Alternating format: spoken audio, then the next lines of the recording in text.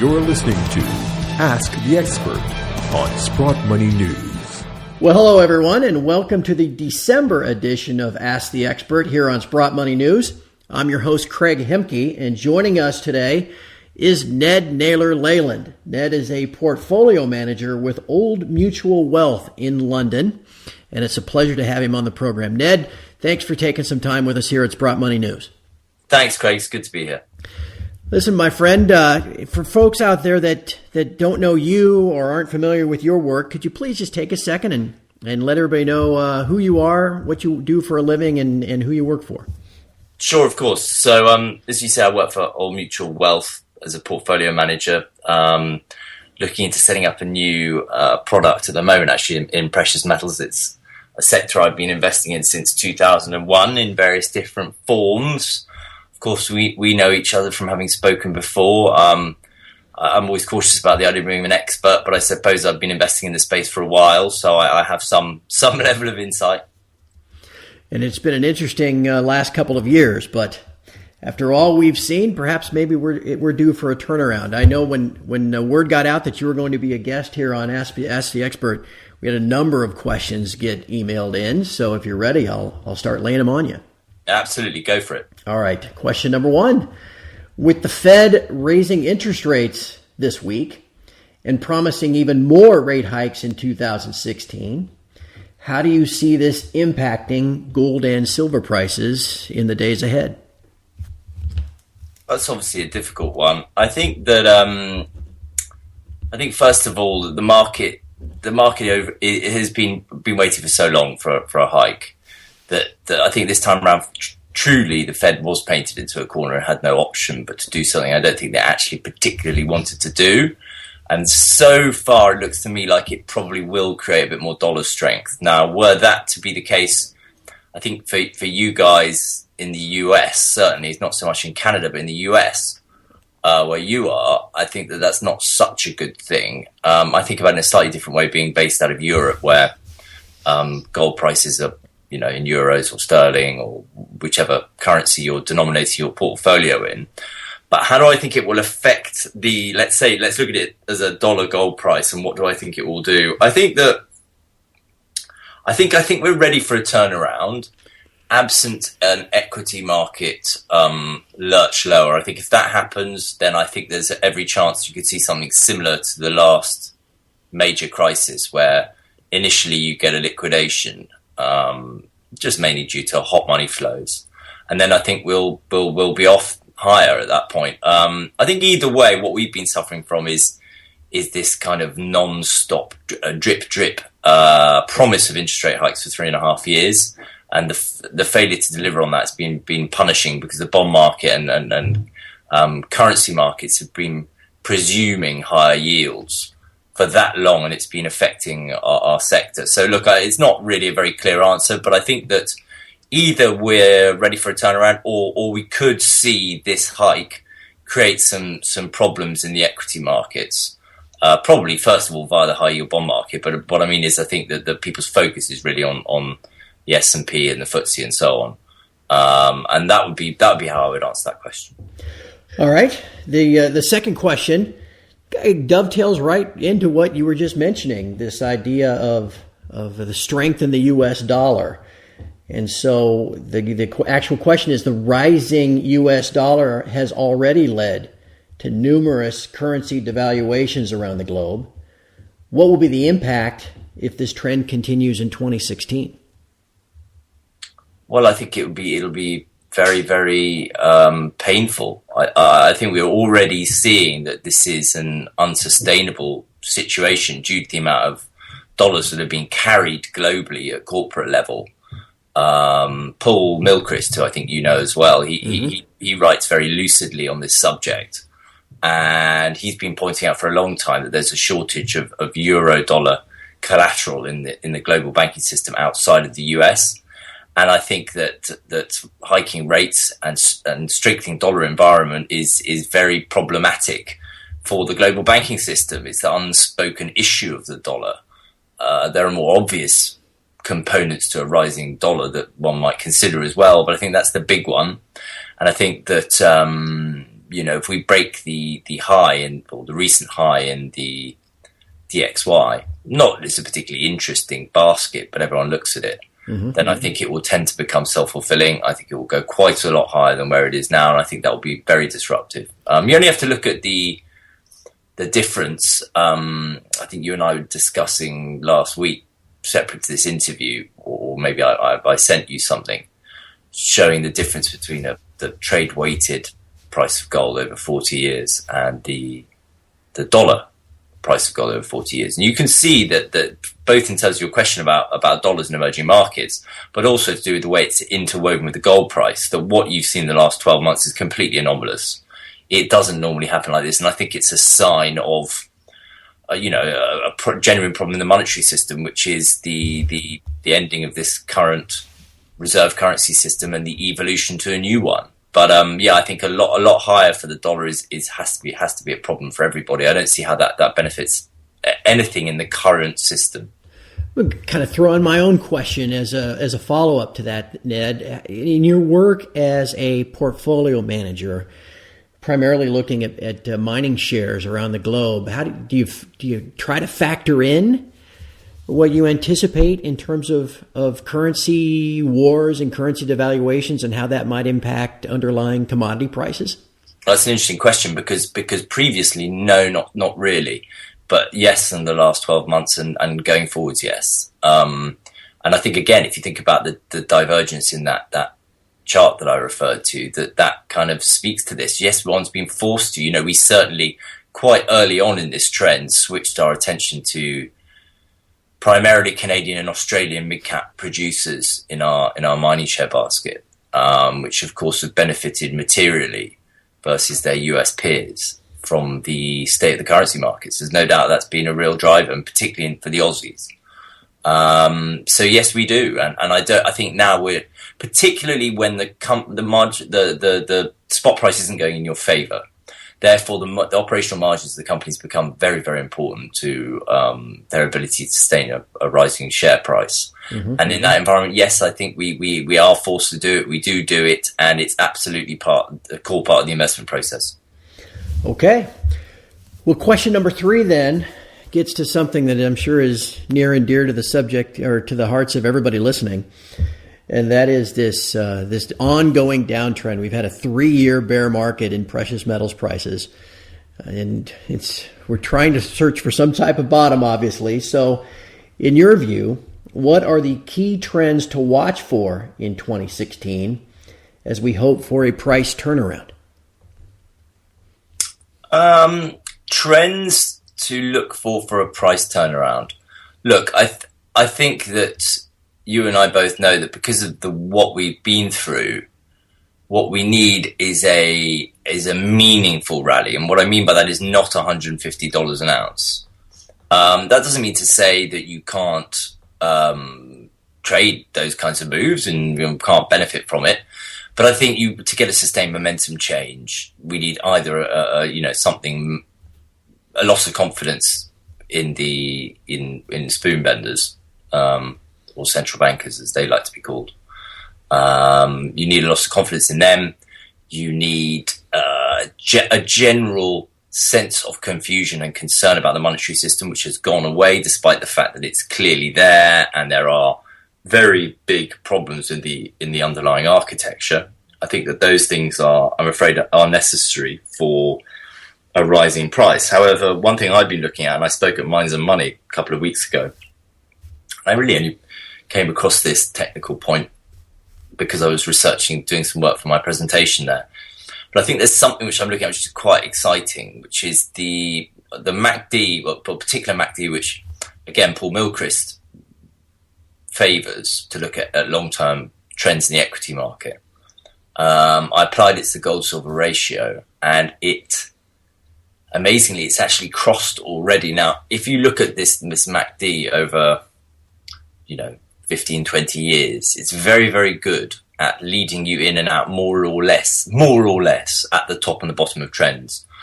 And it has actually crossed the gold-silver ratio. In other words, it's indicating that the gold-silver ratio is going to fall. Mm-hmm. Now, my 2 observations further to that would be to say, first of all, is I'd like to see it for at least another month or maybe even 2 months, confirming that MACD cross.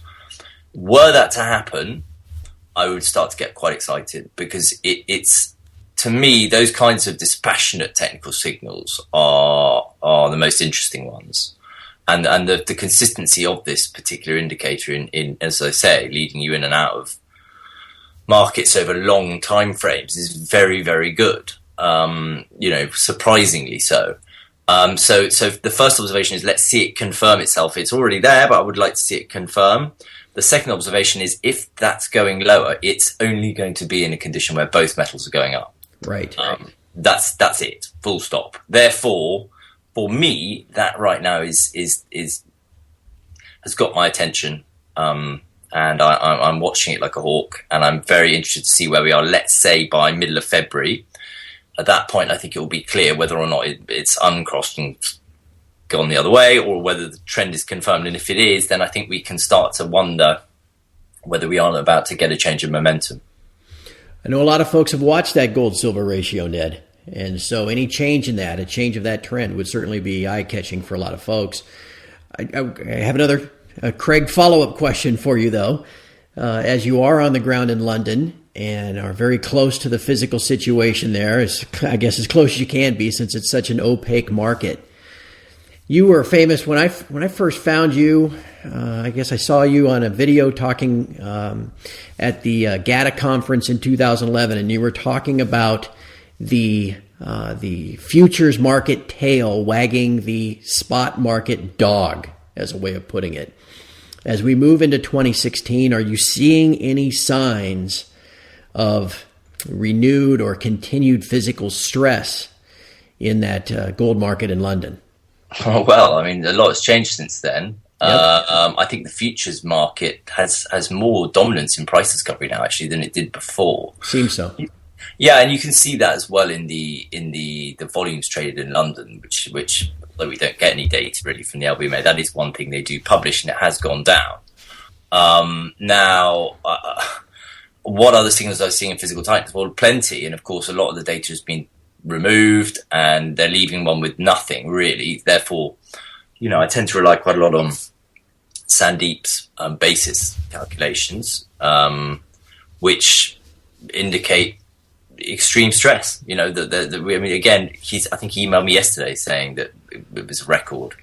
You've never seen things so backwardated. And that is Sandeep Jaitley. Just want to make sure everyone knows who we're talking about. Yes, yeah, I'm making leaps of assumption there. So he runs the basis service, which looks into the real quotes of the bullion banks in London and tries to get a sense of true liquidity that sits behind there.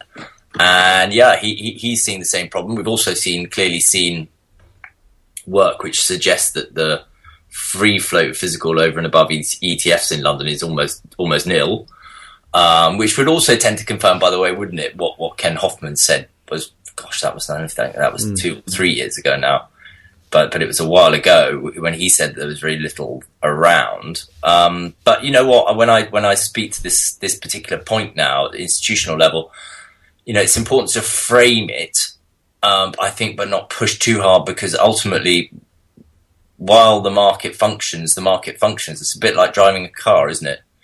If it's got enough petrol to drive down the road, no one cares. It's only going to be when it stops, and then they all look at each other and go, what happened? And the answer is, well, we've been saying for the last 50 miles, we may need petrol at some point. And that's kind of how it feels. The markets, certainly institutional, people are very, very complacent about where things are, whether it's gold or not. And, these kinds of relatively arcane esoterica in the bullion market are not most people's taste. I think it's very interesting. It looks very dodgy from where I'm sat.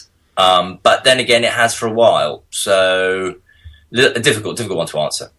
What will it take, Ned, to finally see price determined, price discovered more on a physical basis than these paper markets? Do the paper markets need to fail? Does some other global central bank need to, speaking specifically about the Russians or the Chinese, do they have to make some pronouncements? What will, in your view, finally end the reign of terror of these paper markets in determining price? Well, I suppose there's two ways of thinking about that. One is the acceptable system-led version of it, which would be some kind of monetary reset, which would be agreed by them. And I think that's a possibility. And the other is just some kind of delivery failure. Mm-hmm. Do you sense the world is any closer to that than it was a couple of years ago? No, I don't think. I'm not sure I do, if I'm honest. Despite what I said earlier about record backwardation, I'm not sure I do think that. I think the amount of silver that's being delivered from stockpiles to satisfy the market would tend to anecdotally make one wonder whether we're quite close with that. But I think that the lack of demand for physical in Western financial centres at the moment is a constraint to that happening. I think that will change, and I think that will probably change in a considerable way very quickly, because we're relatively sheep-like in our investment behaviour in the West. So I think that once people feel they need to be back into the space, then you'll see that problem manifests fairly quickly, because from a very small trickle, you'll see a rather large amount of capital trying to get into metal, and then the likelihood of a delivery problem is compounded. Be interesting to see the banks scramble for gold to put back into the GLD when that day comes, I suppose. Ned, the final question that I've had sent in by some of the listeners has to deal specifically with your area of expertise, which is the mining shares. They have been beaten down for years. The key index that I like to watch is the HUI, which got to 600 and something a couple years ago, and now it's, I think, 110. So it's a rather dramatic decline, but looking like perhaps it is bottoming finally. So this question has to deal, I guess, with picking winners or picking survivors, if you will, to profit from when the turnaround comes. And specifically, the question is, with mining shares at multi-year lows, what are the key metrics that you follow in identifying a possible survivor for the years ahead? Well, look, I mean, obviously there are several, and it depends on the size of the company we're talking about. A exploration development company, which frankly I think unfortunately at the moment are almost uninvestable. And the reason for that is because even the good ones don't have enough cash, and what they're looking for is a bounce in the underlying, at which point they're clearly going to issue more equity, which means they're very difficult. They're almost uninvestable at the moment, I'm afraid. Beyond that, what metrics? The one's slightly forced to. So I was complaining about other people behaving like sheep, and I'm now going to admit that in my sector, I am forced to also observe other people's key metrics, because of course that's what moves the market. And it's still true to say that free cash flow yield is the market's preferred valuation metric at the moment. I would say the following, though, if one was thinking about it in a more holistic way. I would say that first of all, one, mining share in this environment is very dangerous. And and it's not about, say, by any fund that I manage, but if you want exposure to precious metals mining shares, I would tend to say own a basket, first of all, unless you're highly experienced, have, analytical skills, you're a mine engineer and a geologist and all these things wrapped up in one. You want to be pretty cautious taking views on individual mining shares. But look, management is crucial. There are a few companies which we really like and we have overweight positions in, which are run by people who have a proper counter-cyclical view. They're buying assets that have been underperforming. They're turning them around. You can see that. There's a track record for doing that. I think that's something which we look for. At the moment, we'd rather own less companies that have a proven track record for doing that. And then obviously the cash position is crucial. How much longer can they operate in these kinds of metal price environments? And there's another key thing which, if you're looking at yourself, I would say is important to look at, is what price deck are the company using when they're looking at their internal metrics, because the horror show is at the end of the year when you realise that a company's actually been using a, I don't know, $13.50 gold price deck and $16.50 in silver, and then they suddenly have to change everything. So you get the problem with this as a sector for the retail. It's a very technical, a high barrier to entry thing to try to do. So I would just say, be cautious. Certainly don't just own one, and probably recognize one's skill limitations and tend to say I'd rather own a fund which can do it for me than go piling into individual names myself. Yeah, I think that makes a lot of sense. Again, given where we are, there's certainly some value there, but the challenge of picking winners, individual companies, is and actually difficult. You know what, Craig? In fact, it's even more so the case now because they are incredibly cheap, and because there is enormous latent torque in a portfolio of mining shares. There's less. I would argue there should be less temptation to try and stock pick yourself, because the truth is that the people that run funds in the sector broadly own all the good companies. Now, I can name you 6 or 7 funds that, including ours, that invest in the space, and really we own pretty similar selection of equities. And the reason why is because there now at this point aren't that many that are good. And there are a lot which are sort of running on fumes. And while one might be tempted to convince oneself that they're going to be fine, in truth, what's going to happen is they're just going to dilute. And then you just get stuck. So I would say right now, the compelling opportunity is to just be invested in gold and silver mining shares. That's enough of a counter, a contrarian play anyway, and there's plenty of upside if you get it right. It's an excellent point. That's an excellent point. Well, Ned, thank you so much for spending some time with us. There's been just some tremendous information that you've shared with everybody. I want to wish you a Merry Christmas, a great holiday season, and a prosperous 2016. Hopefully it'll be a little bit better than 2015. I hope so too. Excellent. And Merry Christmas to you and yours as well, Craig. And from all of us here at Sprott Money News, happy holidays to everyone out there listening. We look forward to a great 2016.